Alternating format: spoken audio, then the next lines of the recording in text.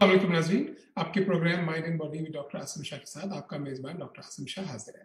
नाज़रीन, आज के प्रोग्राम में हम बात करेंगे कोविड-19 के वैक्सीन के बारे में। क्योंकि आजकल नाज़रीन बहुत ज़िक्र हो रहा है कोविड-19 के वैक्सीन का, साथ में ये भी ज़िक्र हो रहा है कि ये वैक्सीन लेनी चाहिए या नहीं लेनी चाहिए। कई लोगों को ये फ़िक्र है कि इस वैक्सीन से कुछ साइड इफ़ेक्ट होंगे। तो आज हम उन सब तमाम चीज़ों के बारे में बात करेंगे और हमने लोगों से कई इस बारे में ज़िक्र भी किया था और कई सवालात हमें मौसूल हुए हैं, तो कोशिश करेंगे कि उन तमाम सवालात को एड्रेस करें आज के प्रोग्राम में। सबसे पहले तो नाज़रीन ये कि कोविड-19 का इंक्यूबेशन पीरियड क्या है और कोविड-19 कैसे लगता है, कितने दिन में लगता है? तो ये इसके बारे में तो ये सबसे पहले कि बताते चले नाज़रीन कि अगर कोई आदमी एक्सपोज़ होता है आज मिसाल के तौर पे किसी मरीज़ के पास या साथ जिसको कोविड-19 है, तो 4 से 6 दिन में आपको सिम्पटम्स शुरू होते हैं। तो अगर आप डे 1 आज है एक्सपोज़र का, तो 4 से 6 दिन में सिम्पटम्स शुरू होते हैं और मरीज़ जो है वो कंटेजियस 3 दिन बाद होना शुरू हो जाता है। यानी डे 3 को आप कंटेजियस होते हैं जब आपको सिम्पटम होते भी नहीं है और डे 4 टू डे 6 आपको सिम्पटम आते हैं, अगर आपको सिम्पटम आने हैं। और 7वें दिन के बाद यूजुअली सिम्पटम नहीं शुरू होते अगर नहीं होने किसी को। तो एक तो ये बात याद रखनी चाहिए। और अब जो नई सीडीसी की वार्निंग है वो ये कि अब सीडीसी ये कहता है कि आप जो है वो 10 दिन का आपको वो करना है क्वारंटीन, उससे ज़्यादा का क्वारंटीन नहीं करना। तो अब ये थोड़ा चेंज हो गया है, अब 10 दिन का क्वारंटीन है और हमें ये भी याद रखना है कि कोशिश हम ये करते हैं कि 4 से 6 दिन के अंदर सिम्पटम आए और 10 दिन का क्वारंटीन। अब बात करते हैं वैक्सीन के बारे में। नाज़रीन, मार्केट में बहुत सारी वैक्सीन इस वक़्त तैयार हो रही है। सबसे पहले तो फाइज़र और बायोएनटेक की वैक्सीन तैयार हो रही है, जो कि जर्मनी और अमेरिका के कोलैबोरेशन से बन रही है। इस वैक्सीन के जो जिसको कहते हैं साइंसदान थे जिन्होंने ये वैक्सीन में काम किया, वो टर्किश मुसलमान थे, इस बारे में भी आप लोगों ने सुना होगा। और वो माइग्रेट करके जर्मनी गए, टर्किश मुसलमान थे और इन्होंने इस वैक्सीन का मेन काम किया है। तो ये जर्मनी और अमेरिका के तवज्जुह से बन रही है। दूसरी वैक्सीन है मॉडर्ना की, जो कि कंप्लीटली अमेरिकन वैक्सीन है और ये बन रही है अमेरिका में और ये अमेरिका में ही रहेगी। इसके बाहर जाने की फिलहाल उम्मीद नहीं है क्योंकि अमेरिका में इसकी काफ़ी डिमांड है। तीसरी वैक्सीन जो है वो है ऑक्सफोर्ड की या एस्ट्राज़ेनेका की वैक्सीन, जो कि यूके में बन रही है। ये वो वैक्सीन है कि जिसके बारे में पहले ज़िक्र हुआ था कि जो कुछ मरीज़ थे जिनको साइड इफ़ेक्ट हुए थे और साइड इफ़ेक्ट कुछ इस नौइयत के हुए थे कि ट्रांसवर्स माइलाइटिस देखने में आया था, जिसको कि हम आम फ़हम ज़बान में स्पाइनल कॉर्ड की इन्फ्लेमेशन कहते हैं। तो वो हमें देखने में आया था उन मरीज़ों में। लेकिन फिर इसकी ट्रायल दोबारा शुरू हो गए और ये वैक्सीन दोबारा शुरू हो गई ये ट्रायल और इसकी भी डिलीवरी शुरू हो जाएगी। फिर उसके बाद वैक्सीन जो है यूएस में ही एक और बन रही है जिसका नाम है नोवावैक्स की वैक्सीन। फिर स्पुतनिक 5 की एक वैक्सीन है जो रशिया में बनी है। चाइना में वैक्सीन बन रही है। फिर एक जैनसन वैक्सीन बना रही है। चाइनीज वैक्सीन जो है उसका नाम है सेल्वोनॉक्स। इन तमाम वैक्सीन में फ़र्क क्या है? पहला फ़र्क तो इनमें कॉस्ट का है। तो इनमें जो सबसे महंगी वैक्सीन है वो मॉडर्ना की होगी, जिसकी एक वैक्सीन की जो कॉस्ट है वो तकरीबन $30 के करीब है। उसके बाद जो दूसरी वैक्सीन है फाइजर की, उसकी कॉस्ट तकरीबन $27 फी वैक्सीन पड़ेगी। फिर जो ऑक्सफोर्ड वैक्सीन है जो एस्ट्राज़ेनेका की है, जो यूके बना रहा है, उसकी कॉस्ट कोई $3 या $4 पर वैक्सीन है। रशियन वैक्सीन और चाइनीज वैक्सीन की कॉस्ट काफ़ी कम है और $1 से $2 के करीब होगी। कॉस्ट का हवाला इसलिए ज़रूरी है कि जो थर्ड वर्ल्ड कंट्रीज़ हैं या गरीब ममालिक हैं, उनमें रशियन या चाइनीज़ वैक्सीन के जाने का ज़्यादा इम्कान है या फिर ऑक्सफोर्ड की वैक्सीन ज़्यादा जाएगी वहाँ पे क्योंकि कॉस्ट उसकी कम है। अब ये जितनी वैक्सीन है, ये इनका सिस्टम क्या फ़र्क है? पहले तो मैं ये बताता चलूँ कि ये भी बहुत ज़िक्र में आया है आजकल कि वैक्सीन कितने परसेंट एफिकेशियस है और कितने परसेंट एफिकेशियस नहीं है। तो पहले तो सबको ये अंदाज़ा होना चाहिए कि वैक्सीन्स अगर 90% में एफिकेशियस हो तो वो बड़ी इफ़ेक्टिव वैक्सीन कहलाती है। एग्ज़ाम्पल देने के लिए मैं आपको बताऊँ कि जो पोलियो की वैक्सीन है वो 100% इफ़ेक्टिव है। इसी तरह जो स्मॉल पॉक्स की वैक्सीन है वो 100% इफ़ेक्टिव है। या ये कि हम वैक्सीन लेते हैं फ्लू की, तो फ्लू की वैक्सीन जो है वो 40 से 60% तक इफ़ेक्टिव होती है। फिर भी लोग लेते हैं। 40 से 60% तक इफेक्टिव होती है, फिर भी लोग लेते हैं। हेपेटाइटिस बी की वैक्सीन है वो 80% इफेक्टिव होती है, लेकिन फिर भी लोग लेते हैं। निमोनिया की वैक्सीन है 70-75% इफेक्टिव है, फिर भी लोग लेते हैं। ये वैक्सीन जो है, जो दोनों मार्केट में आ रही है, एक फाइजर की और दूसरी मॉडर्ना की, ये दोनों 94-95% इफेक्टिव है, जो कि काफी ज्यादा एफिकेसी समझी जाती है। फाइजर की वैक्सीन के बारे में अगर आप सोचें या मॉडर्ना की वैक्सीन के बारे में अगर आप सोचें, तो पहली डोज के बाद ये वैक्सीन 80% तक इफेक्टिव है, दूसरी डोज के बाद 95% तक इफेक्टिव हो जाती है, तो 80 से 95% तक।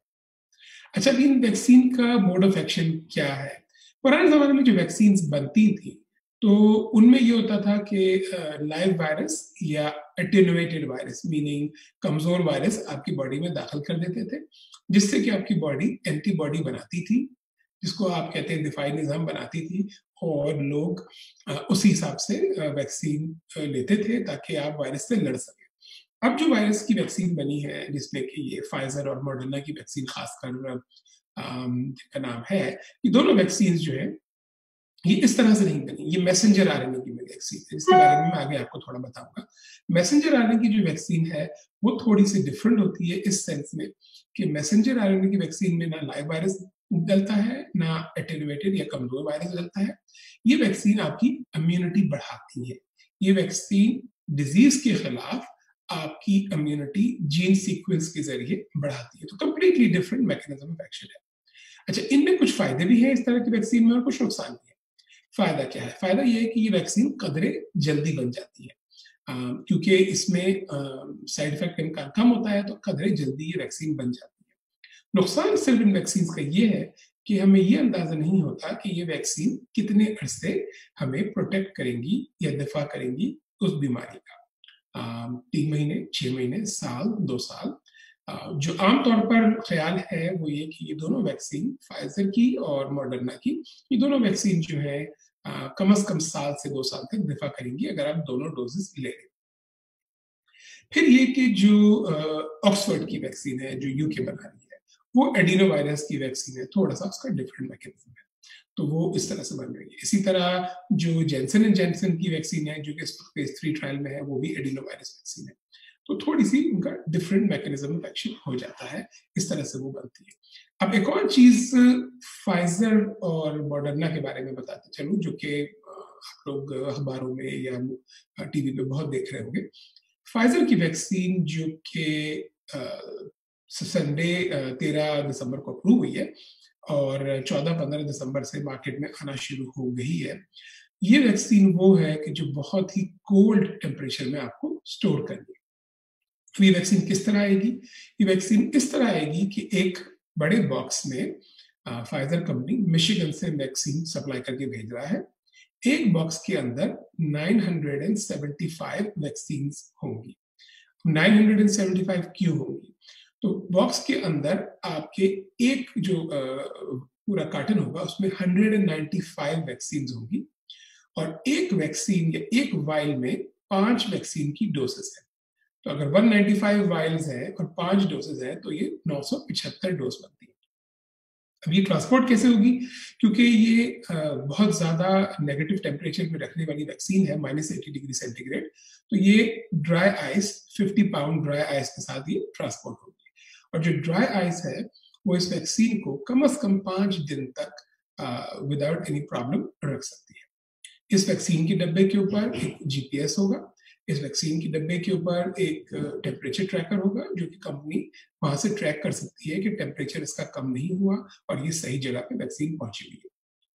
दूसरा ये कि इस वैक्सीन से हम ये भी देखेंगे वो कि कोशिश करें कि इंसान जब वैक्सीन ले या जिस भी अस्पताल जाए तो उसको ज्यादातर डब्बे को ना खोले। जैसे इजाजत ये है कि उन्होंने कहा है कि इस बॉक्स को आप दिन में 2 दफा खोल सकते हैं।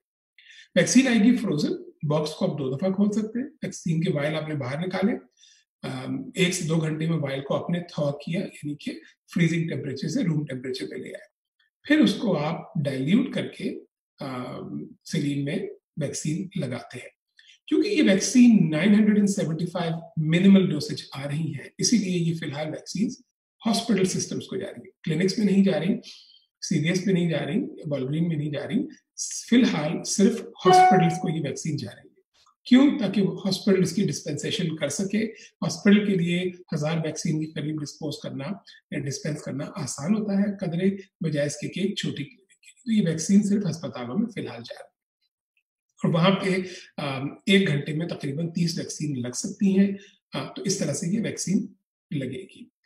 फाइजर और मॉडर्ना की वैक्सीन में एक और फ़र्क ये है कि फाइजर की वैक्सीन की 2 डोसेज है। पहली डोज़ डे 1 और दूसरी डोज़ डे 21। मॉडर्ना की वैक्सीन की भी 2 डोसेज है। पहली डोज़ डे 1 और दूसरी डोज़ डे 28। सो फाइजर की वैक्सीन की 2 डोसेज है, वीक 1 एंड वीक 3 यानी 21 दिन बाद, और मॉडर्ना की 2 डोसेज है, डे 1 एंड डे 28 यानी कि 4 हफ्ते के बाद। लेकिन दोनों वैक्सीन काफ़ी मिलती-जुलती हैं और ये भी कहने में आया है कि अगर आप एक वैक्सीन की 1 डोज़ लें, तो दूसरे की दूसरी डोज़ ले सकते हैं, ऑल्दो इसको एडवाइस नहीं कर रहे हैं वो, लेकिन इनका बिल्कुल मैकेनिज़्म ऑफ एक्शन एक ही है, एफिकेसी रेशियो भी एक ही है। तो दोनों में से कोई भी वैक्सीन अगर आपको मिले, आप ले सकते हैं। अब इसमें सवाल ये आता है कि वैक्सीन लें या ना लें। बहुत से लोग ये समझते हैं कि वैक्सीन लेने से साइड इफ़ेक्ट हो सकते हैं, वैक्सीन लेने से फर्टिलिटी की प्रॉब्लम हो सकती है, वैक्सीन अगर आप लें तो और भी चीज़ें इस तरह की हो सकती हैं कि लोग जो है वो इनको कोई प्रॉब्लम आ जाए कि पैरालिसिस हो जाए या बेल्स पाल्सी हो जाए या फेशियल पैल्सी हो जाए। इस बारे में हम बात करेंगे वक़्त के बाद, लेकिन वैसे इन शॉर्ट ये कि ये तमाम वैक्सीन बेहद सेफ है। कोविड-19 ज़्यादा खतरनाक बीमारी है। अमेरिका में सिर्फ कोविड-19 से 300,000 यानी 3 लाख से ज़्यादा अमवात हो चुकी हैं। Vaccines are safe. इसकी सेफ्टी के बारे में हम वक़्त के बाद बात करेंगे। वक़्त तक के लिए हमारे साथ रहिए। बात करते हैं वक़्त के बाद।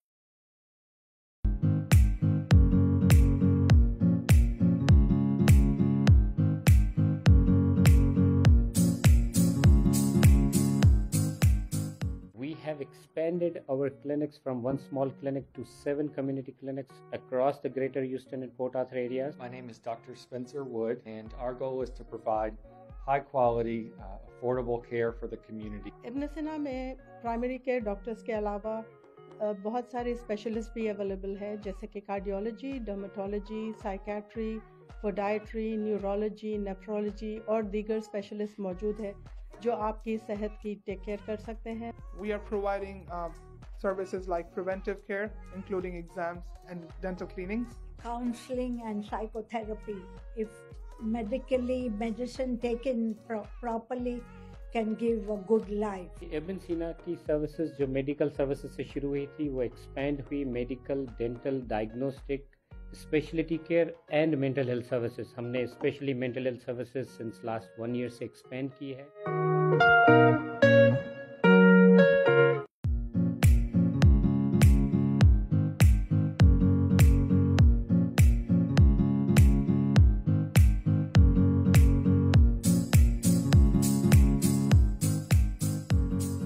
वेलकम बैक नाज़रीन। वक़्फ़े से पहले हम बात कर रहे थे वैक्सीन के साइड इफ़ेक्ट के बारे में। तो वैक्सीन जो है, क्योंकि ये मैसेंजर आरएनए की वैक्सीन है जिसे मैंने पहले ज़िक्र किया, इसकी कोई सीरियस साइड इफ़ेक्ट नज़र नहीं आते। अच्छा, एक और इल्ज़ाम जो जिस पे बड़ा ज़ोर हुआ है कि वैक्सीन की तैयारी को बड़ा रश किया गया है, मतलब जल्दबाज़ी में ये वैक्सीन्स बनाई गई है। और लोग ये कह रहे हैं कि 5 महीने में ये वैक्सीन बनी है, इस वजह से इसकी साइड इफ़ेक्ट के बारे में हमें कुछ नहीं पता।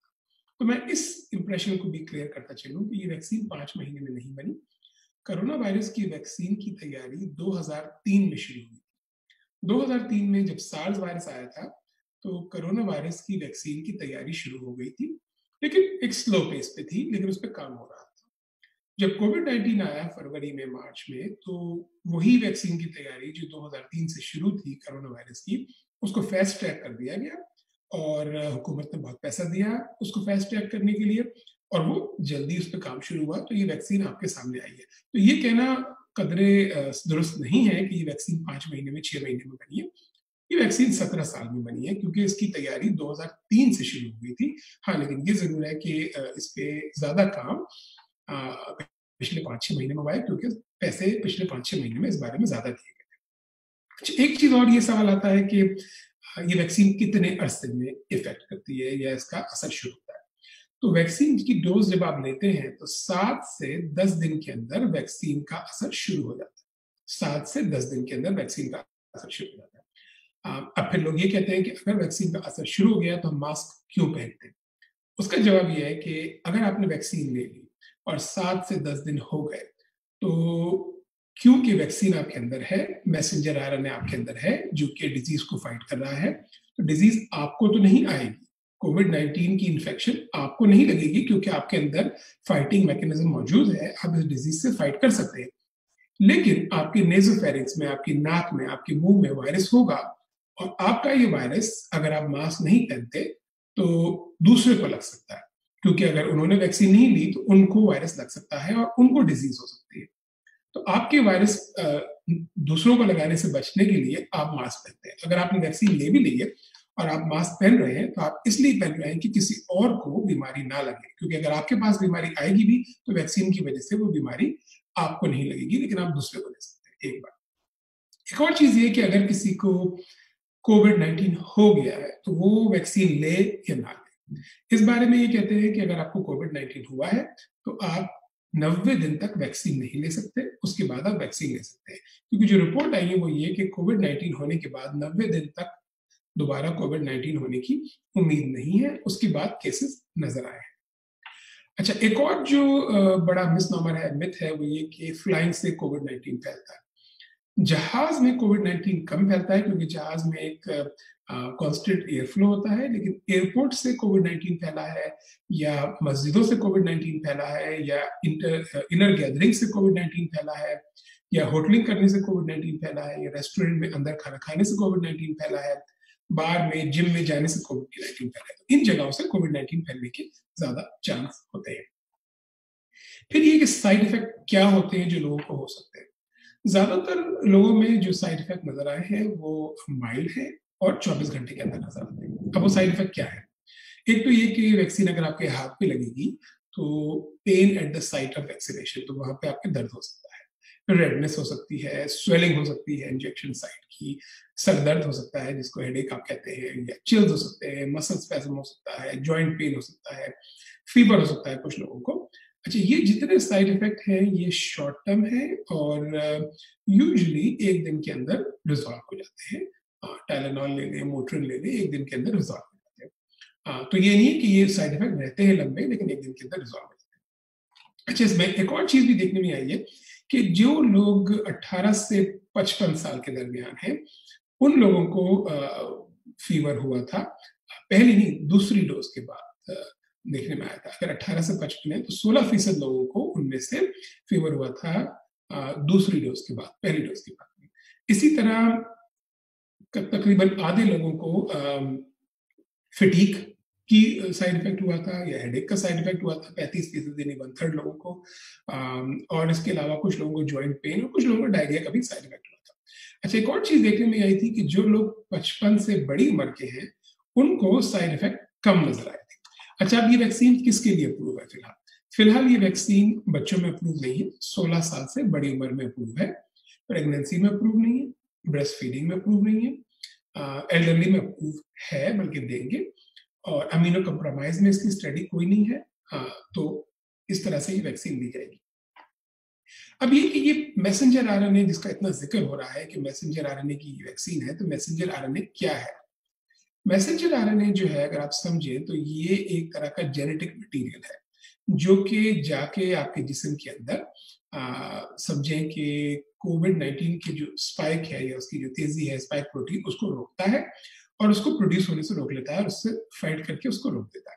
तो होता ये कि अगर आप कोविड-19 से सिक होते हैं तो मैसेंजर आरएनए जो है वो आपकी जो सिक सेल्स हैं या जो बीमार सेल्स हैं उनको समझे एक तरह से हाईजैक कर लेता है और उनकी कॉपी बनाने से रोक लेता है और एक समझे दिफाई मैकेनिज्म शूट करता है जिससे कि आपकी बॉडी उस वायरस के अगेंस्ट फाइट करती है और आप बीमार नहीं हो पाते। इसी तरह जब ये अंदर आपके रह जाता है बॉडी में मैसेंजर आरएनए, तो अंदर कभी भी कोविड-19 की इन्फेक्शन आपको आएगी तो ये कोविड-19 के वायरस को समझे फाइट करके भगा देगा और उसको डिस्ट्रॉय कर देगा इससे पहले कि आपको डिजीज लगे। तो ये एक ध्यान में रखने की बात है। अच्छा, मैंने जिक्र किया कि बच्चों में हम नहीं दे सकते ये वैक्सीन, तो अब 16 साल से कम उम्र के बच्चे क्या करें? तो मॉडर्ना ने, जो कि दूसरी मैसेंजर आरएनए की वैक्सीन है, अमेरिकन कंपनी है, उन्होंने फिलहाल ट्रायल शुरू कर दिए हैं बच्चों में, 12 साल से बड़ी उम्र के बच्चों पे, ताकि उनको वैक्सीन दी जा सके। इसमें लगेंगे 3 से 4 महीने कम से कम। और इसी तरह बेलर कॉलेज ऑफ मेडिसिन में एक और वैक्सीन बन रही है, डॉक्टर पीके होटेस बना रहे हैं, जो कि बच्चों को दी जा सकेगी। तो उसमें भी कुछ 6 महीने के करीब लगेंगे, लेकिन वो बच्चों में ट्रायल ऑलरेडी हो रहे हैं। तो काम हो रहा है बच्चों में भी वैक्सीन के बारे में, ताकि ये हो सके इस तरह से इसका काम। अच्छा, अब ये कि ये वैक्सीन जो है इतने कम दिन क्यों रहेगी? अब मैसेंजर आरएनए की प्रॉब्लम ये होती है कि मैसेंजर आरएनए के बारे में किसी को पता नहीं होता कि वो कितने दिन प्रोटेक्शन देगा। इसीलिए हम इसकी बूस्टर डोज दे रहे हैं, इस उम्मीद पे कि ये हमें 1 से 2 साल तक प्रोटेक्शन दे और लोगों को वायरस ना लगे। एक सवाल और ये आया था कि ये जो वैक्सीन है, इससे कहीं कोई इनफर्टिलिटी तो नहीं हो जाएगी या ऑटिज्म तो नहीं हो जाएगा? तो इस मुल्क में कई लोग ऐसे हैं कि, और ये पाकिस्तान में कई लोग ऐसे हैं जो कई वैक्सीन नहीं लेते। पाकिस्तान और अफगानिस्तान दुनिया के 2 वाहिद मुल्क हैं जिससे पोलियो का खात्मा नहीं हुआ, क्योंकि हमारे यहाँ के कबायली इलाके के लोग पोलियो के कतरे बच्चों में नहीं डालने देते। और उसकी वजह ये होती है कि उनके जहन में ये ख्याल होता है कि पोलियो के कतरे से बच्चों को इनफर्टिलिटी हो जाएगी। तो ये एक मिथ है, एक अफवाह है, गलत खबर है। इसी तरह कोविड-19 की वैक्सीन के बारे में भी यह खबर बिल्कुल गलत है। दूसरी खबर एक लोगों में ये है कि कोविड-19 वैक्सीन के जरिए चिप आपके अंदर डाल दी जाएगी ताकि आपके मूवमेंट को वो देख सके। ये भी एक गलत खबर है। अगर इतनी सस्ती चिप आ रही हो और सारी दुनिया की लोगों में चिप डाल दी जाए तो फिर पता नहीं क्या बात हो, लेकिन no, that's a completely false news, ऐसा नहीं है। अच्छा, इसके अलावा ये कि आप अगर देखें तो और कौन सी वैक्सीन है कि जो हम इस तरह से बना सकते हैं? तो जो रशियन वैक्सीन है, जो स्पुतनिक 5 है, मेरे हिसाब से वो एक डेंजरस वैक्सीन साबित हो सकती है, क्योंकि उसकी स्टडी, उसके ट्रायल सिर्फ इनिशियली 76 लोगों में हुए थे, जिसमें से 38 लोगों को वैक्सीन मिली थी। That could be a dangerous vaccine. अच्छा, अब ये वैक्सीन जल्दी क्यों बनी? क्योंकि ऑपरेशन रैप स्पीड जो कि गवर्नमेंट ने शुरू किया था, उन्होंने बेतहाशा पैसे दिए ताकि इस पे बारे में काम जल्दी हो सके और वैक्सीन जल्दी बन सके। तो इसलिए ये वैक्सीन जल्दी बन गई। अच्छा, दूसरी चीज है ये कि जो फाइजर की वैक्सीन है, इसकी डोज जो होगी 30 माइक्रोग्राम होगी पहले दिन और 21 दिन। मॉडर्ना की वैक्सीन की डोज होगी 100 माइक्रोग्राम पहले दिन और 28वें दिन। दोनों की डोज में फर्क क्यों है? क्योंकि फाइजर ने उसको कंडेंस करके कोल्ड टेम्परेचर में रखा है, तो लो डोज से काम चल रहा है। मॉडर्ना क्योंकि ने ये नहीं किया, तो उनको डोज थोड़ी ज्यादा इसकी देनी पड़ रही है। अच्छा, और ये वैक्सीन जो है, फाइजर की जो वैक्सीन है, वो 15 दिन से ज्यादा आप नहीं रख सकते अगर आप थोड़े से लो टेम्परेचर में रखें, और अगर आप हाई टेम्परेचर में रख रहे हैं तो फिर आप 6 महीने रख सकते हैं। और फ्रीजर से बाहर सिर्फ 5 दिन रह सकती है, क्योंकि ड्राई आइस जो इसमें आएगी वो सिर्फ 5 दिन के लिए इफेक्टिव है। मॉडर्ना की वैक्सीन थोड़ी सी डिफरेंट है। फाइजर की वैक्सीन, जैसे मैंने जिक्र किया कि 975 डोजेस का पैक है, मॉडर्ना की वैक्सीन का ऐसा नहीं है। वो 100-200 की तादाद में भी आएगी, और वो आप 6 महीने आराम से रख सकते हैं और 30 दिन बाहर भी रख सकते हैं। इसमें कोई ऐसा मसला नहीं है।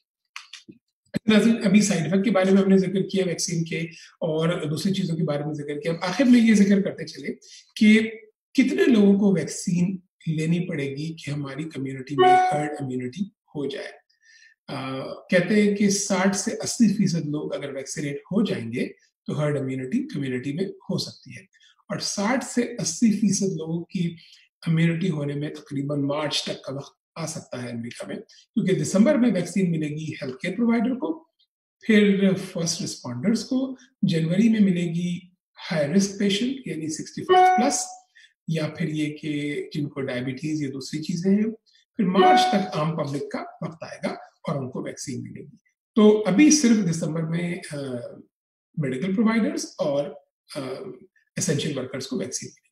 नजरीन, इसके साथ हमारे प्रोग्राम का वक्त खत्म हो रहा है। हमने कोशिश की कि वैक्सीन के बारे में जो भी मिथ्स थी वो क्लियर करें, लोगों को वैक्सीन के बारे में बताएं, और ये बताएं कि वैक्सीन लेने से कोई प्रॉब्लम नहीं है। आप अल्लाह का नाम लेके वैक्सीन लें। Disease is much more serious than the vaccine.